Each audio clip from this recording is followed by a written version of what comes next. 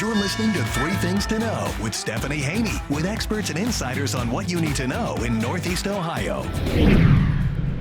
Hi, everybody. Welcome back to the Three Things to Know podcast. I'm your host, Stephanie Haney, and today we're going to be talking about kind of the weird week that we find ourselves in, because we are right now smack dab in the middle of the 1 week where we've got the year anniversary of COVID-19 landing here in Ohio, at least to the point that we became aware of it, right? We had the first confirmed COVID-19 positive case that we knew about on March 9th, 2020, and that's when Governor Mike DeWine declared a state of emergency, started closing down mass gatherings, and then a lot of us moved to working from home. Those of us who were lucky enough to be able to work from home started to make that transition right around this time last year. So we've been doing it for about a year now. And, at first we were just trying to make things work. And as time goes on, we kind of got set in those ways. And maybe we've sort of lost sight of the fact that beyond just making it work, we can make it work better. We can fine tune it. So that's what I want to talk about today, is revamping your work from home space. Now, for me personally, I've been working from home since March 19th of 2020. Absolutely wild to think about. And, in the beginning, it very much was, let's just make this work. Let's get something on the air. Let's record something for Instagram. Let's figure out how we can do the podcast from home. And then over time, there was some tweaking, trying to figure out how to make it better. So that's what I want to talk about today. As I said, bringing in an expert to talk about that with us, because we do know there is light at the end of the tunnel. We've now got criteria to end those health orders here in Ohio.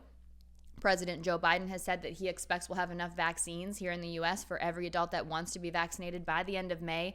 That is great news. But still, that's a considerable amount of time for people to be continuing to work from home. And also, this work from home situation, it might just continue. That might be something that stays with us because now people realize they can work from home. So rather than kind of just trying to get through it, we want to talk about how we can make it better. We want to talk about how to find the best spot in your home to do your working from home.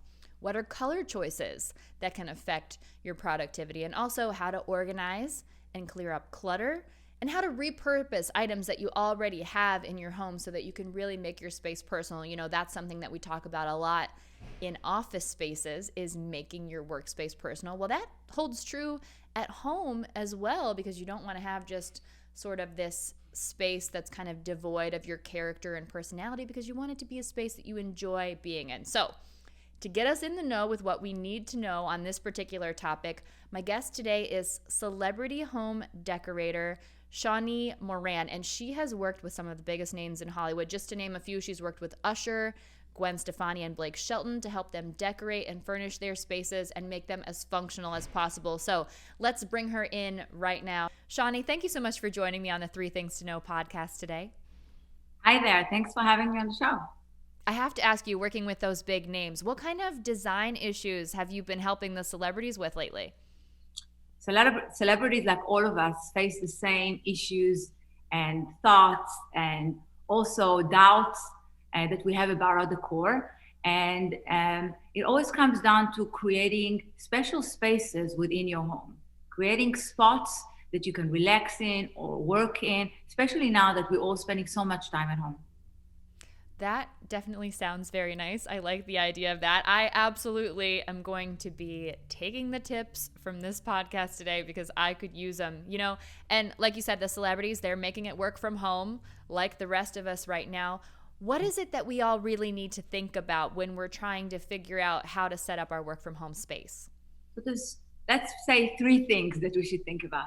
The first thing is that we are our own style expert, and we have the abilities to make the best decisions for us and our families. And you are your own style expert, and nobody from the outside can really tell you about your home dynamics. You can do that yourself. And that's why you should have a little bit of confidence in your decor abilities. And the next issue is really pinpointing certain spots, because not all of us have a huge space to work with. But it's never mind that, you can still find little corners or certain spots in the house that you can create and build up to become something like a functional work from home space and so on. When you're trying to decide what that spot should be, what can we do to make it as productive as possible? So you want a quiet space, a space that can be kind of stay permanent in the house, so you don't need to move things around all the time. And it's quite easy to create a small corner where you place your computer, your notes, and everything. And you can use certain furnitures to create corners. You can bring great colors, bright colors that induce and ignite energy, things like that. Speaking about creating a corner or creating a space, what do you do if you don't really have a space? I know you mentioned the furniture. How do you do that in order to sort of set an area off? So you can always use furniture pieces like an armchair or a table to kind of block off and create a corner. That's easily done. You can bring in a mirror, for example, just to create a little bit of depth into the space. And just changing angles of certain things in the house brings about certain corners. People think that sometimes I don't have the space, but if you just take a second and think what you need and how you can use it, you can always make it. And it's going to be different for everyone, right? Depending on what kind of work from home you're doing, you might need something else that somebody else might not need. Exactly. That's why I say you have to develop a certain confidence within you that you know what's best for you. We are all working on that, and we've had a long time to work on it too. Now, when we're talking about decorations for your work from home space, this is a really interesting place to be in because, when people go to the office, there's always conversation about bring in your personal things, make it personal in your office workspace. Well, now we're working from home. What kind of things should we be thinking about when we're decorating our work from home space? That's a very good question. And because I'm the pillow queen and I always think about colors and celebration of colors. And that's the first thing that pops into my mind is, bringing in decorative items, smaller decorative items, and, having an impact on the decor, like bringing a certain decorative pillow with a bright color. Primary colors are absolutely amazing for functionality. So reds and bright blues and oranges, they all just bring in the energy. That's it. And of course, functional things next to you. You want to be comfortable. Functional, but also something that adds a little personality, a little pizzazz to your space, I'm sure. Of course. Bring yourself into the space. Do you have any particular tips for people who are decorating for a small space? Yes, again, I think mirrors are a wonderful thing. I myself use them, and in any of my spaces, and everybody who knows me knows that in all my homes and everywhere, I always keep big mirrors. And because I just think that it just opens up and you can breathe. Suddenly you breathe going into a space. And again, no clutter.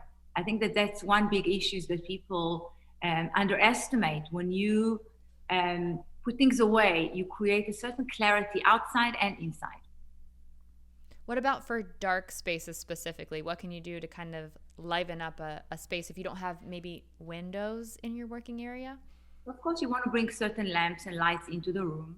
But again, bright colors. Bring it in inexpensive decorative items. It could be a vase. It could be a bowl of lemon. Anything that will spice it up a little bit for you. A bowl of lemon. That's an interesting idea. I hadn't thought of that, but that would certainly add a bright pop of color and would smell lovely as well. Exactly.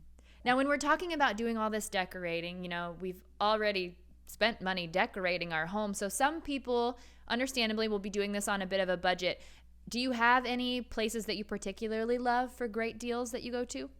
Yes. So, of course, I think that all companies, first of all, are very conscientious about what's happening in the world right now. And everybody's offering a lot of products for great prices. I see it all around. And we have to applaud everybody for, becoming part and understanding that we're all responsible for each other. At Pillow Pops, we created a collections of 5 pillows that are just wonderful, inexpensive, even though our fabrics are amazing. And I call it, accessible luxury and affordable plush. And we're bringing it for everybody. Everybody can have them, and you can swap and redress your pillows if you want to change your mood.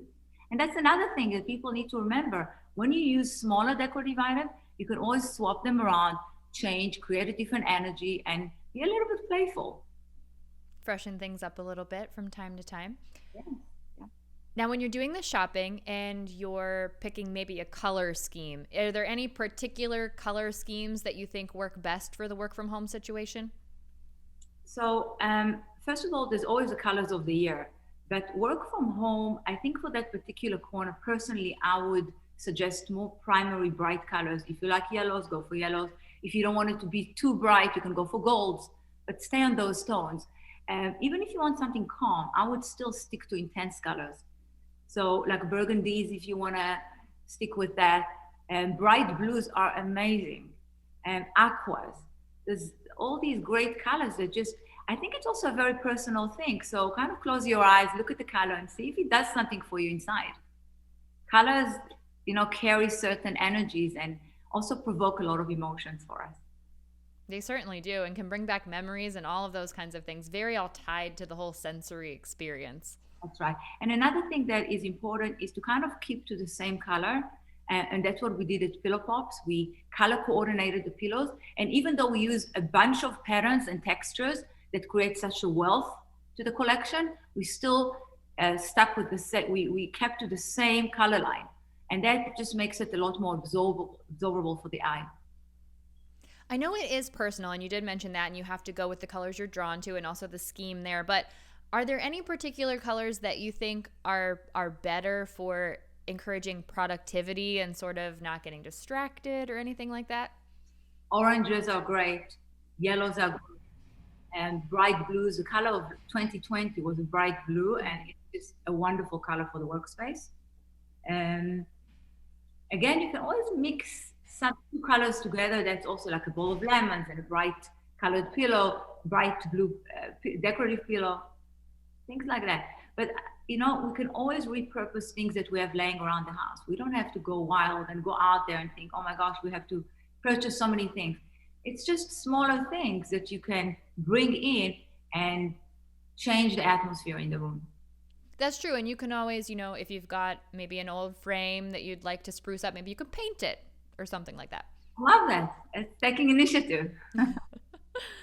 Now, we mentioned a little bit about keeping clutter. That's a huge problem. That's an issue that I definitely had when I was working in the office space. It just seems like the desk just seems to collect stuff, and that is not something that I want to bring into my work from home space, because we're really kind of living at work sometimes is how it feels. So how do we stop that from happening at home?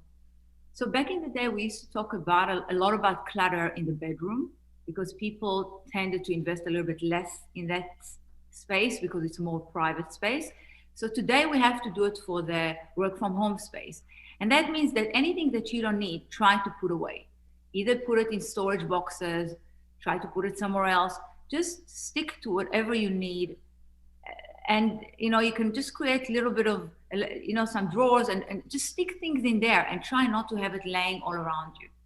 And, it's very interesting how no clutter really brings you clarity and functionality. It feels almost like you have space to go about your day, space to think even. I know you can't think, but it feels like that to me. Yeah, no, you are speaking to me right now. I love everything to have its place. I can't really relax if there's a bunch of stuff lying around. I know not everyone feels that way, or at least maybe doesn't realize they feel that way, but I absolutely can't. There was one particular celebrity that we helped him design his space, and the workspace, we stuck with a lot of greenery. We brought in plants, and we created almost like a little garden, indoor garden. And that was a wonderful idea. And I think all of us, even if we can't go all out, we can bring a little plant and something like that and place it on the tables, a little bit of green. I love that idea. Brightening it up, bringing some living energy into the space. That sounds incredible. Now, you mentioned that there is a target number. Like, you want to avoid having 7 random things lying around. Is there any particular reason for that? Because I just truly, from experience and being 20 years in this industry, I don't think there's more than 7 items that you need right there and then in any particular moment. And therefore, I always say, put it away. Just put it. I like having that benchmark. It's good to have a benchmark for sure. No more than 7. That's it. Number 8, you got to put something away. It's got to go. Just like the days of the week, not more. Oh, okay, perfect. That's an easy way to remember that. That's right. Now, Shawnee, is there one major mistake that you see people making when it comes to designing a work from home space? Yes, I think that what it is not necessarily on the work from home space, but it's just not knowing how to separate certain areas within your space.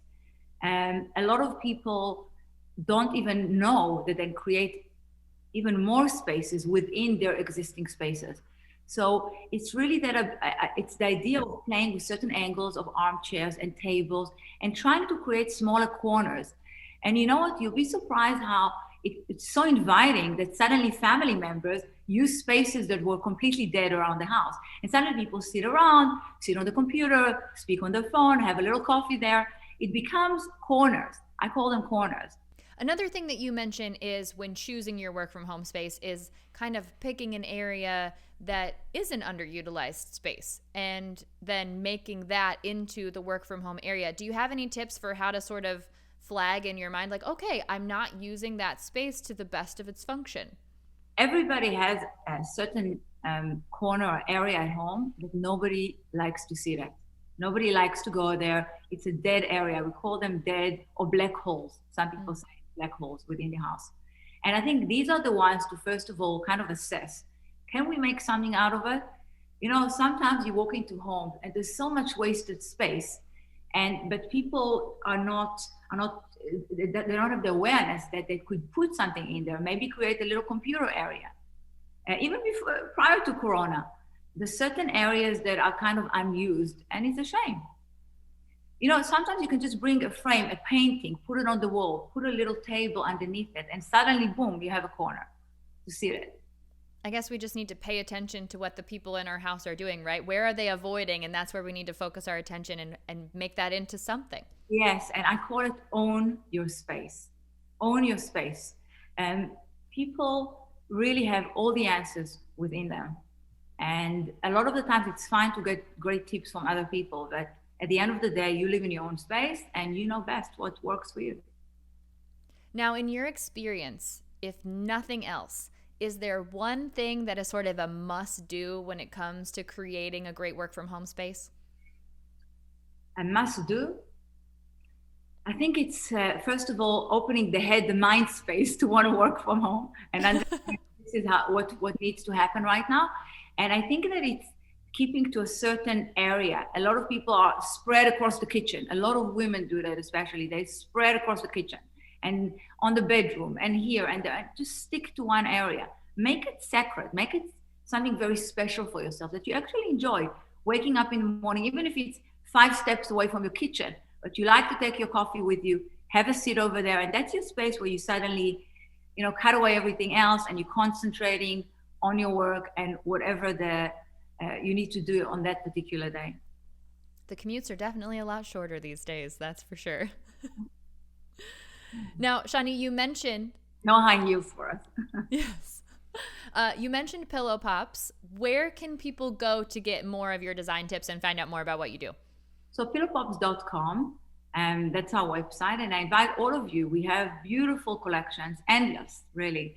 And one of the things that we did and we brought back into the industry is trimmed pillows. Every pillow that we have at Pillow Pops also comes in a trimmed version, which makes it so voluptuous and so rich and so fun and very cozy. And some of them are more sophisticated, others are more comfy, different colors. And again, we stuck to the same color scheme at every 5 pillow collection. And I think that it's just beautiful, fun, and enjoy. It's a celebration of colors. Sounds like definitely a fun way to spruce up the work from home environment. Yes. And if you want to choose with confidence, on the website, we have a little tool that it's called a color matching tool. And you can actually pick your own sofa at home, your own sofa color at home, and try all of our pillows on it. Just makes it a lot easier to pick.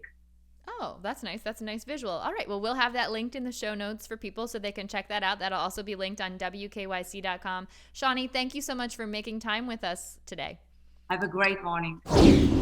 Lots of useful tips there from Shawnee. Definitely going to be thinking about some of that in my own space here. But, you know, as I mentioned at the beginning of the podcast, it's a luxury to be able to work from home, and a lot of people aren't able to do that. And a lot of people right now are really struggling just to live at home because they have lost work related to the pandemic. They're struggling to do things like pay their utility bills and make sure they keep their heat on because it is still March here in Ohio and it gets pretty cold, right? But there's a way that we can all help.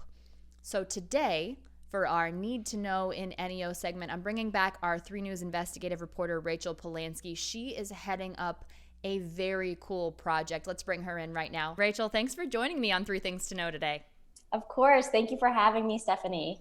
You are spearheading the coolest project, and it ties right into everything we're talking about today, being at home and all the time we're spending at home. Tell us about Keep the Lights On CLE. Yeah, so I'm really excited about this campaign. It was born out of an investigation that we did a few months ago on utility bills. And of course, we're living in a pandemic. We're also living during winter months where it's really cold. And I had gotten some viewer emails from people that were worried about paying their utility bills. And so I did a story and I featured this veteran, and it just broke my heart. In talking to this guy, I said, "What is your biggest fear?" And he said that I might freeze to death because they're going to cut my power.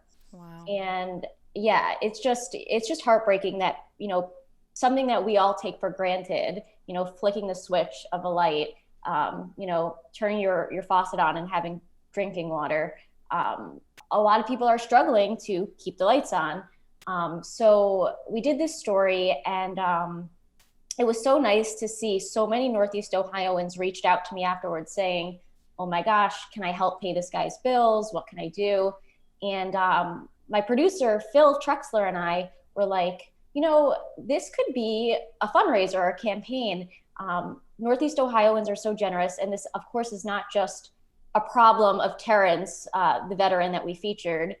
So we started digging into it a little bit more. And just as we thought, there are thousands of people that are struggling to pay their utility bills here in Northeast Ohio.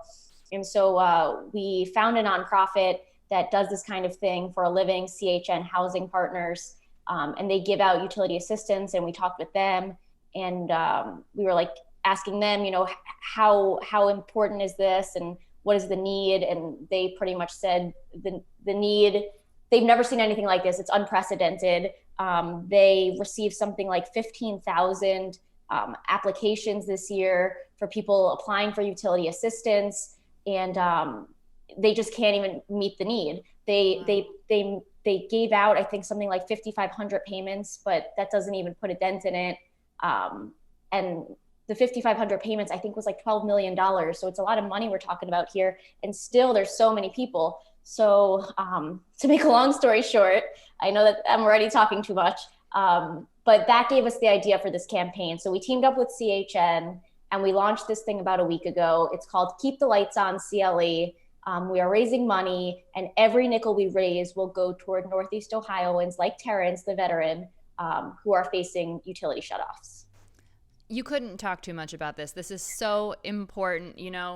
We've been talking throughout this episode about working from home. A lot of people don't have that luxury. You mentioned we're in a pandemic. A lot of people have lost jobs, and now they're in their homes and they're struggling with exactly the kind of thing that you're facing. And this is a huge need. And it's incredible that you've been able to partner with this organization to do it. And what's great about this is this organization already has all of this structure in place so people can really make an efficient donation. So tell me a little bit about how they choose the people who will benefit from this. Right. So that was really important to us. We want to make sure that the money is going to the people who need it the most. So CHN Housing Partners, they will be doing the vetting of the applicants. And how it works, they have a relationship with the utility providers. So for example, if you applied, they could call, First Energy and look at Stephanie Haney's bills and see that you're past due. So that we know, you need the help and how much you're past due. And so they're going to be doing that part of it. And then the other thing that I thought was really cool is, when you donate money, it's not going to go to the person in need. So it's not going to go to you, Stephanie Haney. It'll go to First Energy to pay off your bill. So that when you donate money, it's not going to get into the wrong hands. it is going to go directly to pay off someone's utility bill in Northeast Ohio. And also, too, what a service that is for the person who needs that money, because I think we've all been there. We're trying to Venmo or Zelle or PayPal or Apple Pay or the 75 other ways that you can send someone money. And they're like, well, I don't use that. I use Venmo, or I bank with this company. Like, how can we do this? How can we make this work? And it just makes it so simple for everyone involved, for the people that want the help, for the people that need the help, for the utility companies who, need to get paid to keep providing the services that they provide, and all of that. Right, exactly. We were really excited about that. It was one of those things too. We reached out to CHN, and all the questions we asked them, they just had all the answers right away. It was so nice to see, because they are a nonprofit and they do this kind of thing. So it just really worked out perfectly. From the time that I reached out to them, that we, decided to partner up and then launch this thing, it was less than a few weeks, wow. Which I also think is really cool, because we did our first story on Terrence, I think it was just a month or two ago. So it's really cool that after that, how far we've come in such a short amount of time. Things move very quickly, and you've already raised a ton of money. I know the goal is $30,000. Yep. Not quite there, but fast approaching, right? Yes. We're really excited about this. So we launched a week ago. Our goal is 30,000, and I just touched base with them this morning. We just hit 23,000. So really exciting. Yeah, I didn't know what to expect. I have never been involved in a campaign or fundraising effort like this before. So it's a month-long effort. So, I'm hoping we're going to crush our goal and maybe make a new goal. That's what I'm hoping at this point, because we still have 3 weeks left. But I'm really excited. And $23,000, was not expecting that. But, it's going to help so many people. And the more we raise, the more people we will help. So it's really like, every dollar raised is going to go to someone in Northeast Ohio. And the more we raise, the more Northeast Ohioans we can help and prevent utility shutoffs. And you never know. These are our neighbors. These are our friends, our former coworkers. These are people in our lives who absolutely need our help. Rachel, this is incredible what you and Phil have partnered to do. So thankful that you're doing this. Tell people, how can they find out more about it? Where do they go to actually make a donation if they'd like to help, or if they need help, where do they go? Right. So it's keepthelightsoncle.org.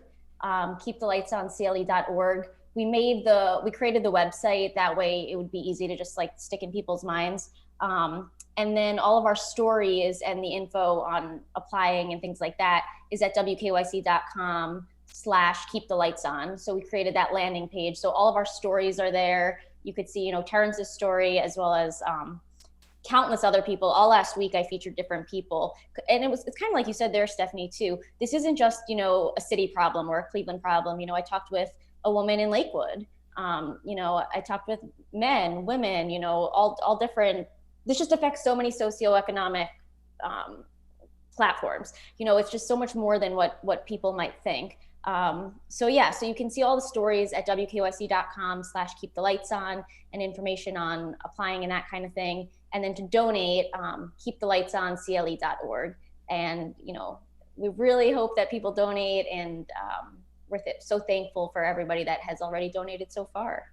And something else that we want to bring up, we're fortunate to work for WKYC, which is owned by Tegna. They've got a great program that matches donations. If you are fortunate enough to still be working at this time, just check with your employer. You can really make your donation go even further than you could do just on your own. Something to look into for sure. Right. Yeah. I had no idea that our company was doing this double match, and that is just unbelievable. Even a single match is great, but we're doing this special through Tegna of this double match. So, $10 becomes $30. It's a big deal. That's incredible. So we'll have all of that linked in the show notes here, and that'll also be linked on wkyc.com, where you see all the information about this podcast for our listeners. And Rachel, let everybody know where they can connect with you to keep up with your investigative stories. Of course. Thank you. I'm Rachel Polansky. I'm on all the platforms. So I'm on Instagram, Twitter, Facebook. I think I'm the only Rachel Polansky, but on Insta, it's Rachel Polansky News, Twitter, R Polansky News, and then Facebook, just Rachel Polansky. Great. And we'll have all of that linked as well. Rachel, thank you for making time to talk to us about this project today. I really appreciate it. Of course. Thank you for having me, Stephanie. I've got to say a huge thank you to Rachel Polansky for spearheading the Keep the Lights On CLE project. So important. And now that brings us to a good follow. And whether you are working from home or you're working in an office or you're going to be doing some sort of a hybrid combination of those two, this is a person that you're going to want to follow. Her name is Mary Clark, and she's based out of Akron. And her business is called Tiny Cloud Ceramics. So that's the Instagram handle, Tiny Cloud Ceramics. And she calls her creations homemade, sweet, and sassy ceramics. You know, I love anything that's a little bit sassy.